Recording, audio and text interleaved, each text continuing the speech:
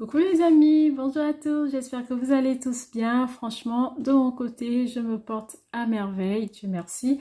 Alors, on va travailler aujourd'hui sur prévention, santé, environnement. D'accord? Ce que je veux déjà vous dire d'entrée, c'est que en fait, les examens, en ce qui est de cette épreuve, d'accord, sont vraiment focalisés sur 4 thématiques. Donc, pour préparer au mieux cet examen, il va vous falloir travailler les 4 thématiques. Les 4 thématiques, moi, je vais vous les donner, d'accord? Donc, vous allez avoir en un l'individu responsable de son capital santé, d'accord? Ensuite, vous aurez l'individu responsable dans son environnement, donc c'est le 2. Puis, vous aurez comme ça l'individu dans son milieu professionnel impliqué dans la prévention des risques. Et la quatrième partie sera, elle, basée sur l'individu consommateur averti. D'accord? Donc, voilà un tout petit peu les 4 thématiques qui concernent cette épreuve prévention, santé, environnement, appelée plus communément PSE. Donc, en gros, pour vraiment réussir cette épreuve, il va vous falloir travailler les 4 thématiques. Donc, la dernière thématique, c'est ça, c'est l'individu consommateur averti. Donc, je vais vous mettre comme ça en fond d'écran, d'accord, une situation.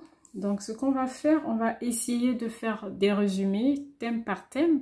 Je ferai une autre vidéo, d'accord, pour vous faire un petit résumé de cours, vraiment pour vous donner des petits éléments importants par thème, d'accord. Et ensuite, j'essaierai d'appuyer chaque thème par un exercice. Là, nous allons commencer par un petit cas pratique et la prochaine vidéo, elle sera basée sur le petit cours qui se rapproche vraiment pour venir vous soutenir comme ça dans ce cas pratique que nous ayons préalablement travaillé. D'accord, les amis? J'espère que ce format, franchement, va vous aider au mieux à travailler cette épreuve de PSE. D'accord? Donc là, on va aujourd'hui voir uniquement donc l'individu responsable de son capital santé. D'accord? Donc c'est sur ça que nous allons travailler aujourd'hui. L'individu responsable de son capital santé. Donc je vous donne une petite situation. Donc on a Romain. C'est un ado de 19 ans, donc vous avez en fond d'écran.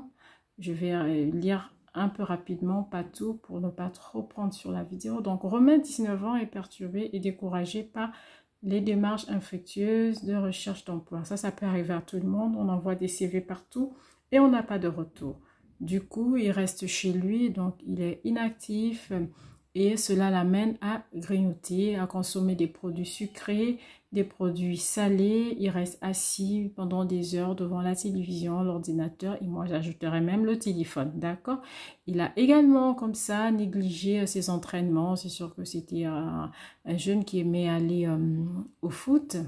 Et voilà, il n'y va plus à ses entraînements. Et puis un matin, bon, il décide de prendre sa balance. Et là, qu'est-ce qu'il voit? Il voit qu'il a pris 5 kilos en plus.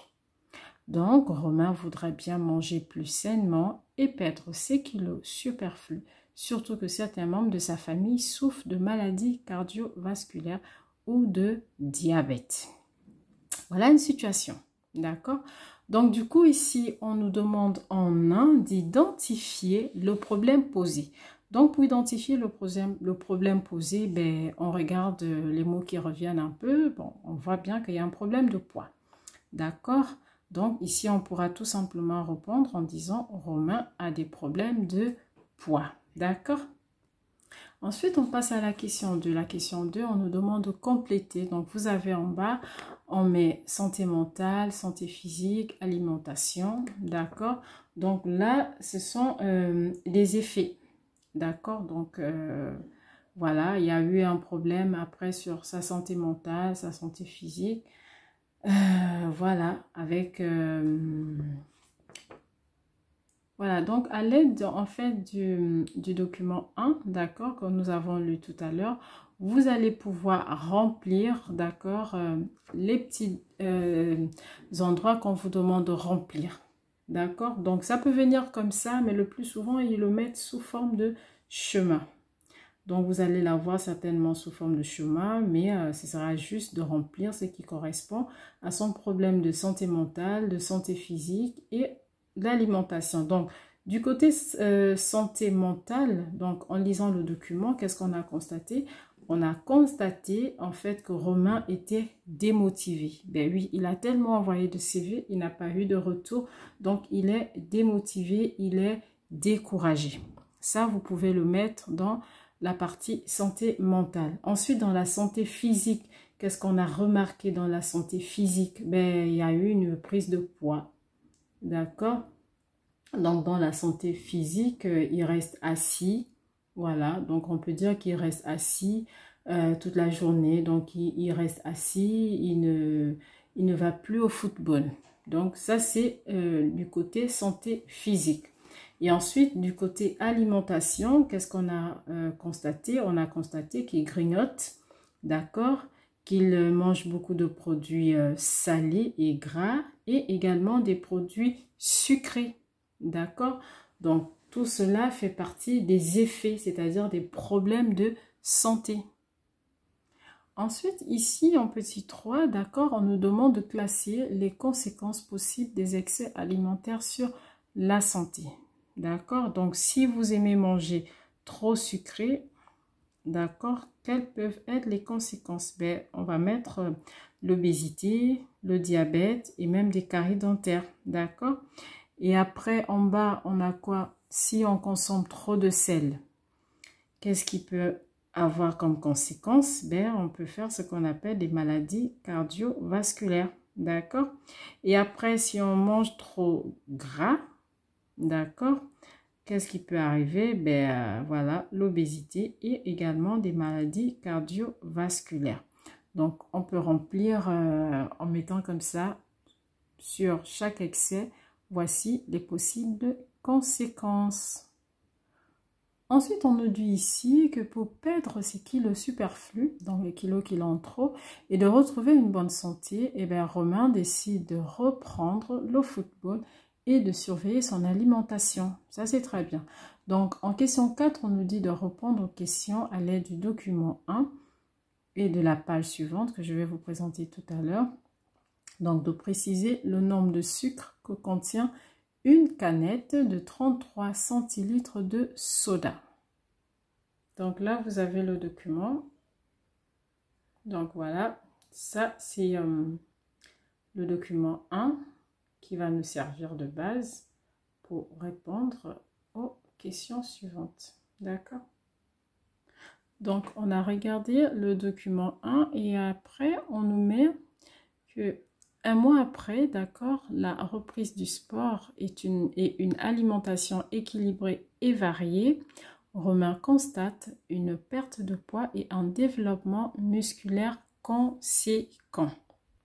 Donc ici, on nous pose une question en 4.1. On nous dit ceci: préciser le nombre de sucre que contient une canette de 33 centilitres de soda. Donc, si vous repartez sur le document, d'accord, vous allez voir qu'une canette de 33 centilitres, en fait, contient 6 sucres, d'accord? Donc, vous avez ça là. Souvent, c'est des questions comme ça, mais il faut souvent faire attention aux documents, parce que si on ne fait pas attention aux documents, on va avoir des questions, on va se tourner la tête, on ne sait pas c'est quoi la réponse, alors qu'en fait, les réponses sont devant nous, mais on n'a pas été attentif. Donc, faites toujours attention lorsqu'on vous donne des documents. D'accord, les amis? Ici également, d'accord, si vous regardez bien par rapport à la question suivante, d'accord, vous avez ici dans le document, donc vous avez dans le document en fait les réponses, d'accord. Donc si vous regardez bien ici, je vais vous mettre le curseur, donc ici, d'accord, dans cette zone, vous avez des informations de l'eau, parce que la question était de savoir, de citer la boisson que Romain doit boire quand il va à l'entraînement de foot, d'accord? Donc ici, c'est bien de l'eau, d'accord? Et après, on vous a demandé à la suite de la question de préciser les moments où il doit boire. Donc, vous voyez, c'est bien précisé qu'il doit boire avant, d'accord? Il doit boire pendant et il doit également boire après l'effort. Vous voyez, toutes les questions, elles sont là, mais il faut toujours faire attention aux documents donnés, les amis. Donc, toutes les réponses, autant pour moi, elles sont là, elles sont sur le document, d'accord? Donc, ensuite, dans la question 4.3, on vous dit ceci, d'accord? Indiquez 3 exemples d'aliments qui permettent d'être endurants. Toujours, les amis, allez-y regarder les documents avant de répondre, d'accord? Après, vous pouvez mettre une réponse qui convient, il n'y a pas de souci, on peut vous donner également des points, mais c'est toujours bon de montrer que franchement, vous êtes conscient qu'en fait, dans les documents, vous avez des réponses. Donc, si vous regardez bien, d'accord, je fais passer le curseur ici. Donc, vous voyez, c'est bien écrit pain et autres aliments céréales, d'accord?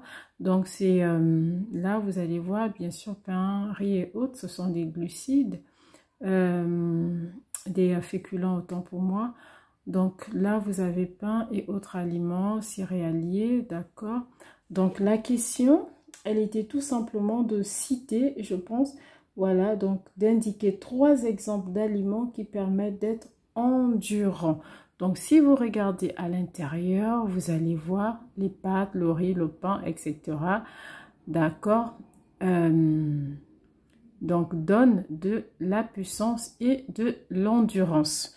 Donc, vu que moi, j'ai déjà la réponse ici, ben, je vais tout simplement copier. Donc, à cette question, je mettrai pâtes, riz et pain, d'accord, pour citer en fait les 3 exemples d'aliments qui donnent de l'endurance, d'accord.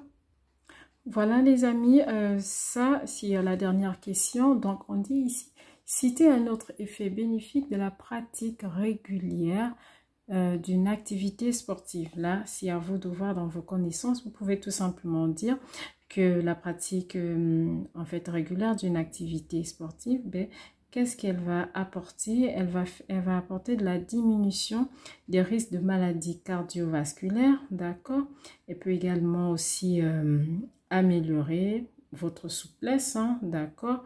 L'équilibre, la coordination, d'accord? La résistance à la fatigue, d'accord? Après, si vous avez d'autres réponses cohérentes, bien évidemment, vous pouvez ajouter à cela. Sur ce, moi, je vous dis merci pour ce temps, d'accord? Et à très bientôt pour vous faire une vidéo un peu en résumé de cours sur cette thématique, d'accord? Qui est l'individu responsable de son capital santé. Merci et à très bientôt. Portez-vous bien les amis. Au revoir.